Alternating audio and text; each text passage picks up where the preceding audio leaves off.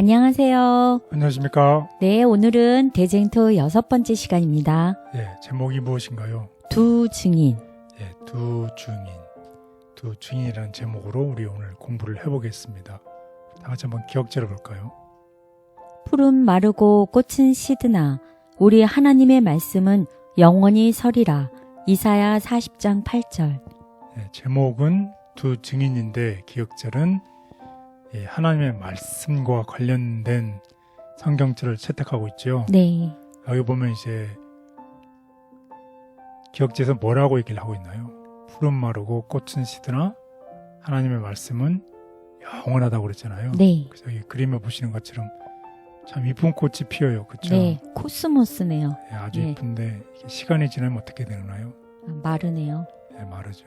이렇게 시들고 마르고 네, 시들고 마르고. 그렇지만 하나님의 말씀은 어떻게 하다는 것이에요? 영원하다. 예, 영원하다는 것입니다.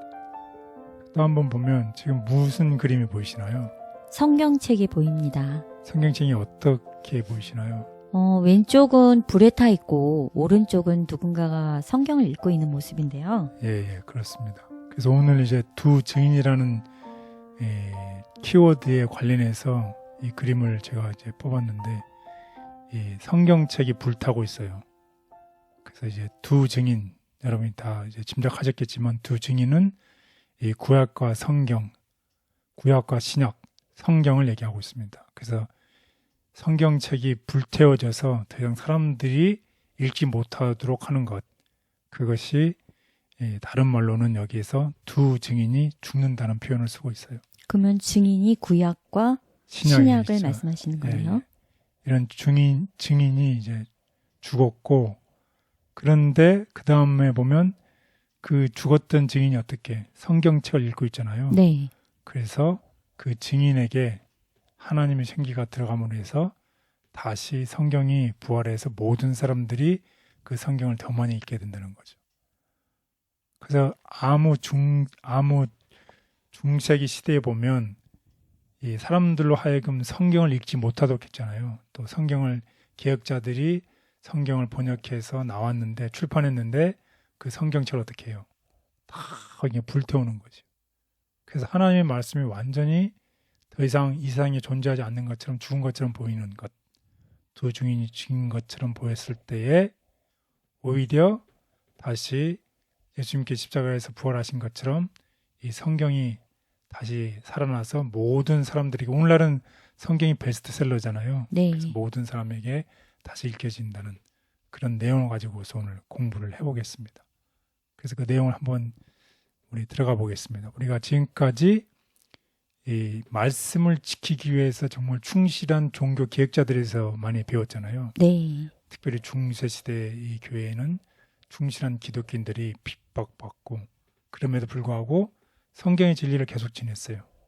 그리고 정말로 우리가 지난 시간에도 배웠지만 용감한 기독교였던 한 사람 윌리엄 틴데일. 윌리엄 틴데일이 성경을 자국어인 영어로 번역을 했죠. 네. 그러고 난 다음에 그것 때문에 이제 신앙 때문에 재판을 받게 됐을 때에 그때 이제 이 재판 중에 이제 물어보죠.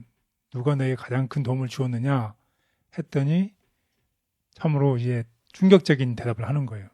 가장 어려움을 처하게 했던 이 더럼이라는 이름을 가진 그 주교가 가장 큰 도움을 주었다. 그러니까 핍박자가 가장 큰 도움을 주었다고 하니 참 어리둥절하잖아요. 궁금하기도 하고. 그래서 왜 그러냐 그랬더니 이 더럼 주교가 이 성경을 없애려고 성경을 비싼 값에 주고 그걸 다 구매를 했어요. 그리고 그걸 불태웠는데 지난 시간에도 말했지만 구매했으면 비싼 값으로 구매를 했잖아요. 네, 자금이 생긴 거죠. 자금이 더 많이 있어서 더 많은 성경을 인쇄할 수 있었다는 것입니다. 그래서 하나님의 이 방법은 인간이 생각하는 방법과는 정말 인간의 생각으로는 이게 더 이상 성경이 불태워지고 더 이상 없겠구나 하는 생각을 하지만 하나님의 생각은 다르다는 거죠. 그럼 밖에도 불구하고 성경과 그의 메시지는 계속 지속이 되었다는 거죠. 특별히 이 프랑스 혁명이 중요하잖아요. 프랑스 혁명 이 기간 동안에 정말 단두대에 수천 명의 사람들이 이 신앙 때문에 목숨을 잃어갔다는 거죠. 그래서 프랑스가 뭐라고 했어요? 신은 죽었다. 신은 더 이상 존재하지 않는다. 그리고 그래서 성경과 그 메시지를 다 파괴할 수 있었지만 결코 그렇게 되지 않았다는 것입니다. 그리고 이후에 그 종교 개혁자들이 죽음 후에 개혁은 침체기를 겪게 되었고 개혁기운은 차갑고 경직되고 편협해지고 또 정치와 철학계에서는 큰 변화가 일어나고 또 이런 불안성이 만연해지자 사람들은 자기의 고향을 떠나 자유의 땅 어디 이 북미를 향해서 도움을 구하기 시작했습니다.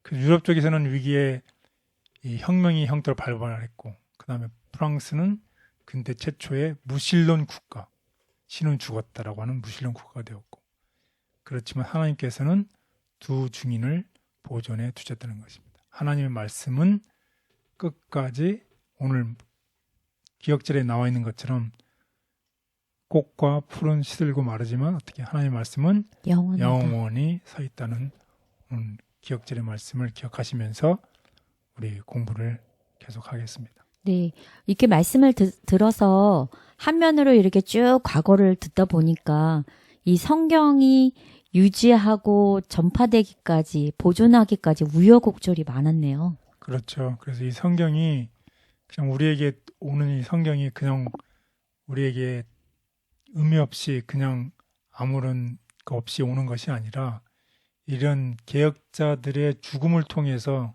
또 헌신을 통해서 우리에게 지금 우리가 읽게 되는 거잖아요. 또 그리고 이제 성경이 아까도 말씀드렸지만 이 성경책을 어떻게 했어요? 불태웠잖아요. 네. 더 이상 사람들이 못 읽게 했잖아요. 그렇지만 다시 성경이 부활해서 우리가 읽게 하는 것처럼 오늘 우리나라 시대에도 우리가 만약에 성경을 읽지 않고 그냥 책꽂이에 꽂아두면 그게 어떻다는 것이에요. 이미 두 증인인 성경이 우리의 삶 속에서 죽었다는 것이에요. 그래서 우리의 삶 속에 우리가 성경을 읽지 않으면 우리의 삶이 우리의 생명이 죽었다는 것입니다.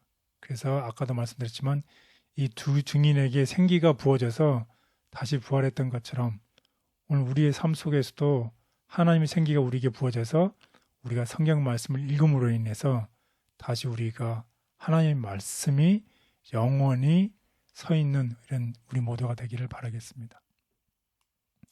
자, 그래서 오늘 공부의 영역 보면 우리가 증인인데 두 증인은 누구인가요? 라는 제목으로 공부를 하겠습니다. 벌써 알려주셨는 것 같은데.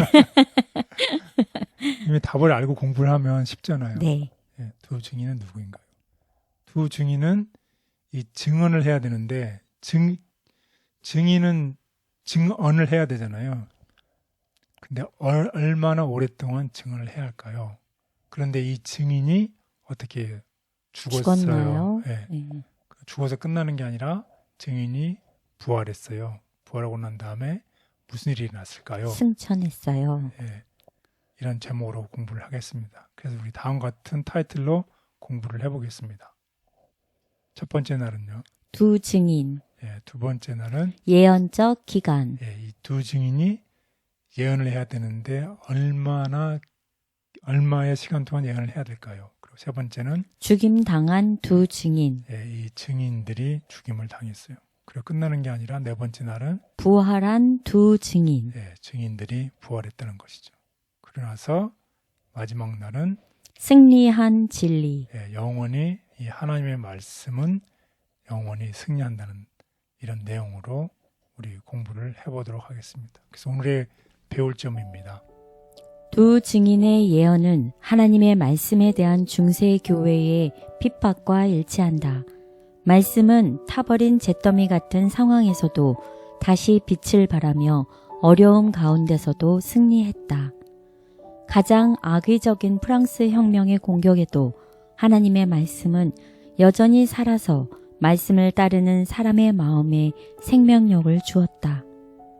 대적의 방해에도 하나님의 역사는 분명히 이루어질 것이며 말씀을 따르는 이들은 영원한 승리를 얻을 것이다.